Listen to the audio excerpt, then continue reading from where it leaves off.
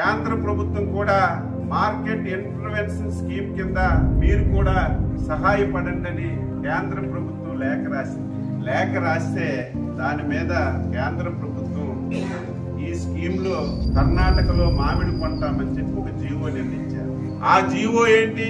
4 రూపాయలు రైతుకి ఇవ్వండి, అందులో 2 రూపాయలు మేమిస్తాం, 2 రూపాయలు రాష్ట్ర ప్రభుత్వం ఇస్తుందని ఒక జీవో ఇచ్చారు. ఆ జీవోను పట్టుకొని వైసీపీ నాయకులు చంద్రబాబు నాయుడు గారు మద్దతుతోనే కేంద్రంలో ప్రభుత్వం ఉంది. కర్ణాటకలో ప్రతిపక్ష నాయకుడు లేఖ రాసి 16,200కి ధర తెచ్చుకున్నారు.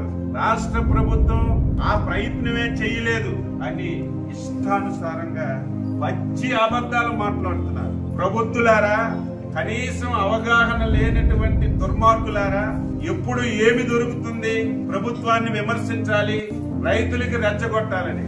కర్ణాటకలో కేంద్ర ప్రభుత్వానికి లేఖ రాసి వాళ్ళు 4 రూపాయలు ఇస్తామన్న తర్వాత ఆ 4 రూపాయల్లో 2 రూపాయలు కేంద్ర ప్రభుత్వం, 2 రూపాయలు రాష్ట్ర ప్రభుత్వం ఇస్తామని ఒక జీవో ఇస్తే అక్కడికి న్యాయం జరిగింది, మనకు న్యాయం జరగలేదు. మేము కేంద్ర ప్రభుత్వం వైపు చూడలేదు.